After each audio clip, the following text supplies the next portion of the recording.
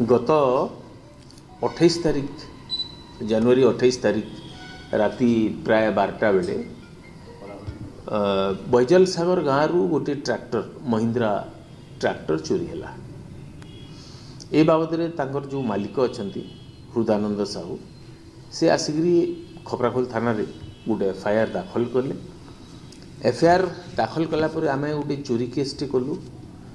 एवं आमर जे थाना अधिकारी अच्छा खपराखोल थानार रमाकांत साहू तांको नेतृत्व रे एक टीम फॉर्मेशन कराला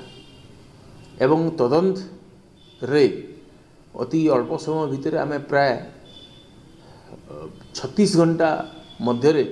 आम केसटा को डिटेक्ट कलु। केस संक्रांत रे 5 जन मुदाला मुख्य अभियुक्त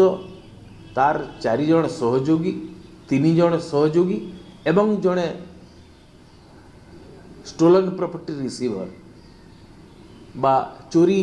होइथिबा ट्रैक्टर एवं अन्य सामग्री रो जे क्रेता ए समस्त को अरेस्ट करिचु एवं चोरी होइथिबा ट्रैक्टर केवल गोटे नुह तदंत रे आमे इंट्रोगेशन रे तांकोठू आहुरी 4 गोटी ट्रैक्टर जबत करिचु 10 गोटी एमटी गैस सिलिंडर जबत करिचु एवं सेमाने जो चोरी करिया पाई आसीथिले जो बोलेरो पिकअप वैन ताकू मध्य आमे जप्ती करिचु एवं गोटे मोटरसाइकिल जोटा कि गोटे फैक नंबर से लगा हितिला पैशन प्रो मोटरसाइकिल थिला सेतिरे गोटे फैक नंबर लगा हितिला जोटा कि सीडी डिलक्स रो बाहरुची एवं ए सबू को जप्ती करी वर्तमान आज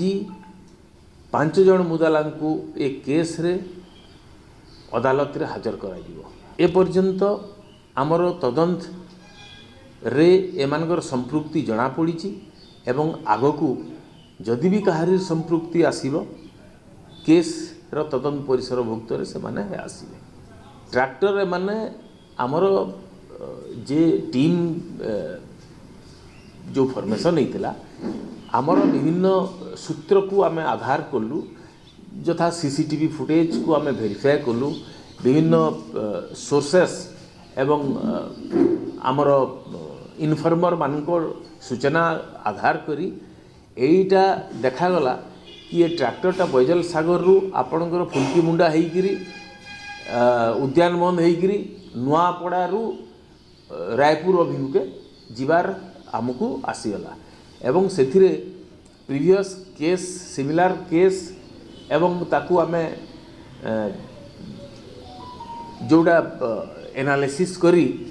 आमे जानी पारलु ए मानकर संपृक्ति सेथिरे अछि एवं एमान को गिरफ करा हिची एवं ट्रैक्टर मध्य जप्ती करा हिची।